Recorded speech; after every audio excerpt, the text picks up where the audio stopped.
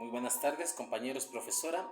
En esta ocasión vamos a comentar un texto escrito por Hans Kelsen, que es La justicia.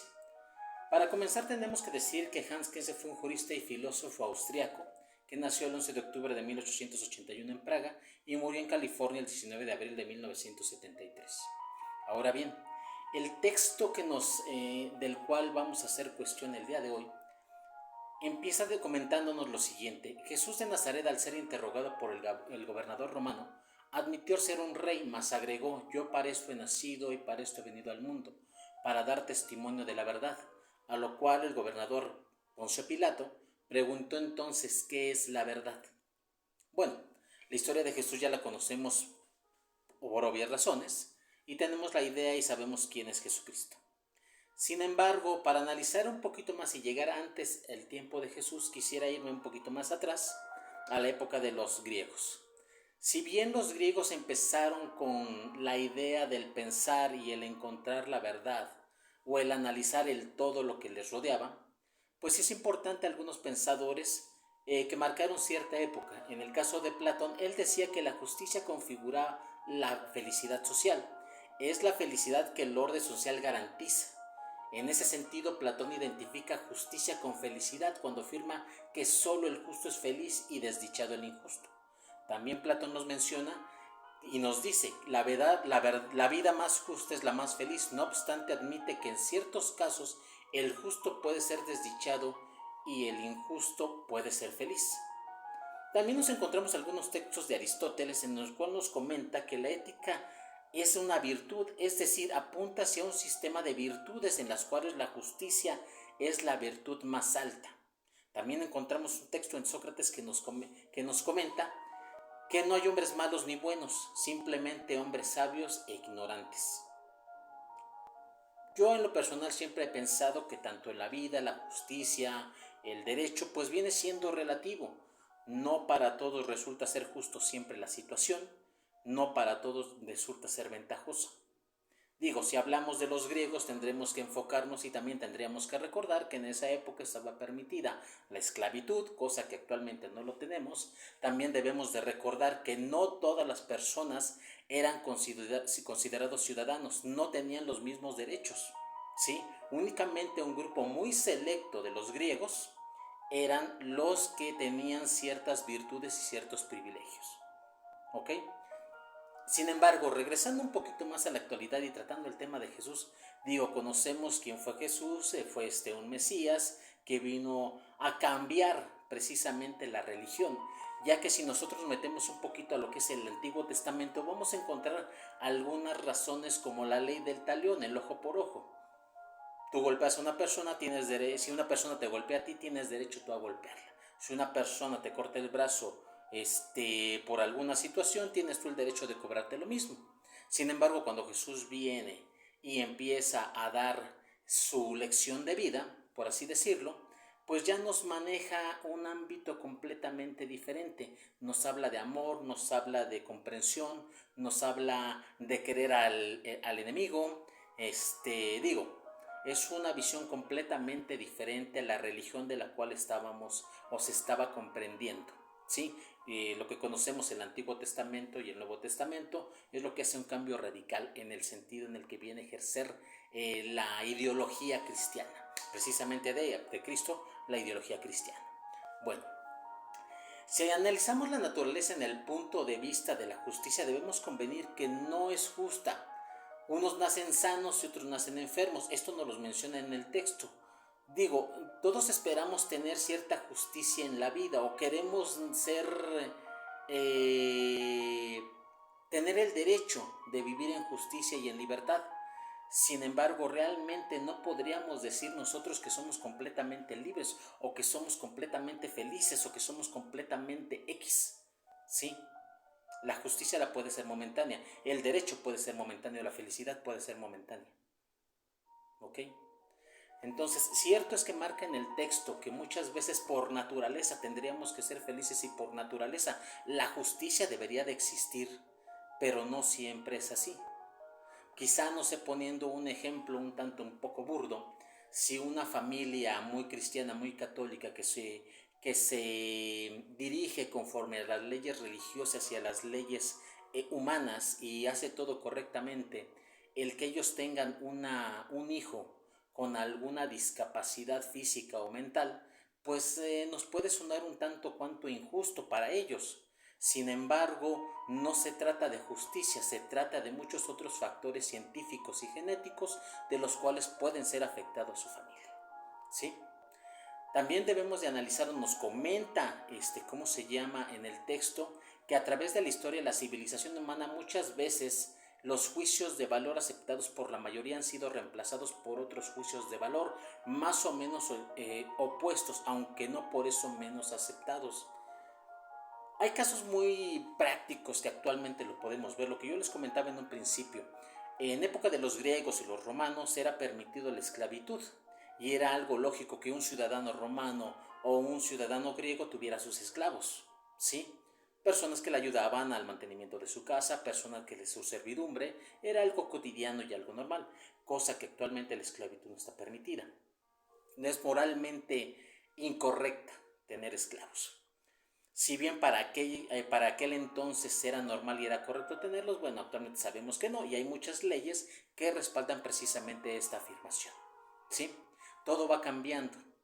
Otro caso muy práctico que podemos ver, si recordamos a principios del siglo XX, las mujeres no tenían derecho al voto, cosa que cambió a partir principalmente en México alrededor de 1945-44, cuando se le permite a la mujer votar, ¿sí? Cosa que obviamente por naturaleza y por ley y por derecho humano las mujeres tienen derecho al voto. Sin embargo, si le preguntáramos a alguna persona de principios del siglo XX, pues lo normal sería que las mujeres no votaran. ¿Sí? Todo va cambiando, todo va evolucionando.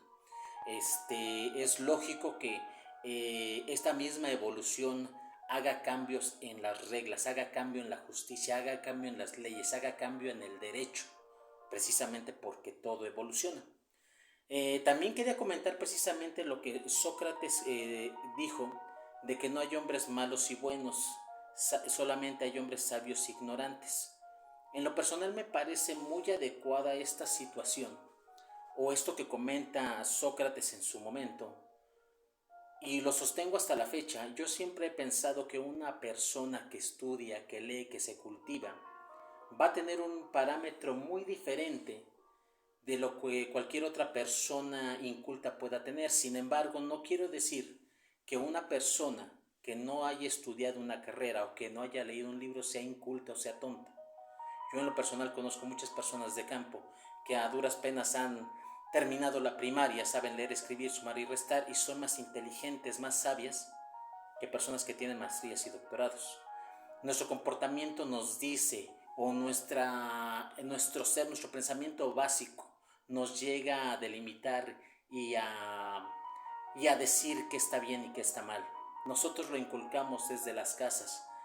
Podríamos decir que una persona que se crea en un mundo donde lo normal es la violencia, la agresión, pues crezca con estos valores, donde sea normal la agresión, el robo, quizá el golpearse entre unos y otros. Hay personas que nacen en ese ámbito, sin embargo, yo creo que llegamos a una edad donde sabemos que esa situación no es tan buena y que podemos cambiar si queremos. Tenemos ya un grado por propia naturaleza donde podemos entender que hay cosas que están bien y cosas que están mal, aunque hayamos crecido con todas estas circunstancias. ¿Sí?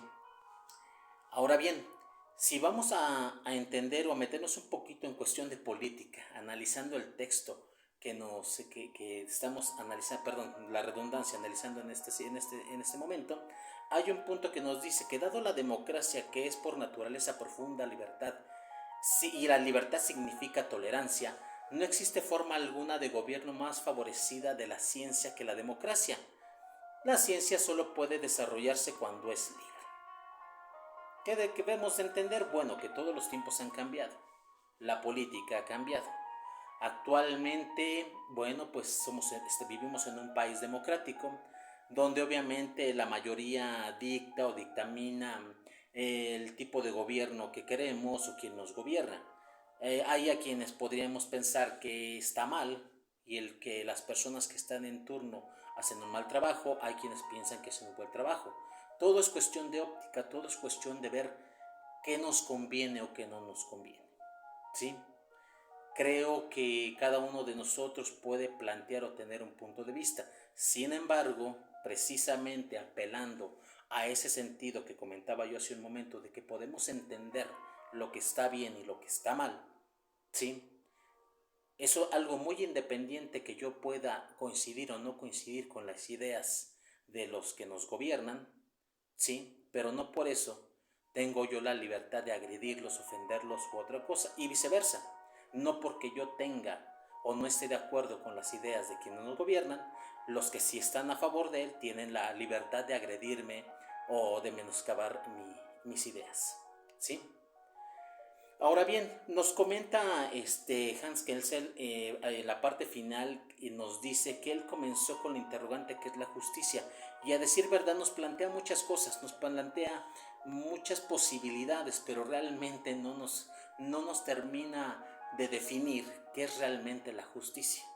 Y creo precisamente que la justicia va a ir cambiando y tiene que ir cambiando. Sí, ¿por qué? Porque la humanidad tiene que ir cambiando, nosotros vamos cambiando. Los que hoy para nosotros son los derechos actuales y los derechos básicos, hace un siglo o hace 20, 30 años no lo eran, no se llamaban igual, ¿sí? Todo evoluciona. Y es precisamente lo que en mi muy particular punto de vista creo que eso va a seguir pasando, ¿sí? La justicia va a cambiar, sí. Para unos les parecerá bien, para otros les parecerá mal. Hay quien puede decir, bueno, pues es que hubo un accidente y falleció una persona, atropelló a otra, ¿sí? No es justo para los deudos o la persona que falleció. Y también pues resulta que la persona que atropelló quizá fue un descuido, fue una falla mecánica, no fue su culpa al 100%. Sin embargo, los deudos y la persona que falleció pues tiene esa pesadumbre y esa idea de buscar un culpable. Y lo buscan y lo quieren encontrar y quieren que pague. Pero quizá la persona que cometió el agravio no es tan culpable.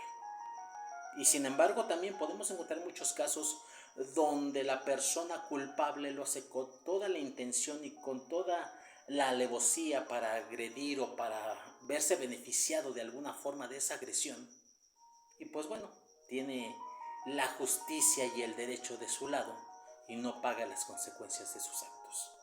Al igual que Hans Kelsen termina diciendo que no ha podido responder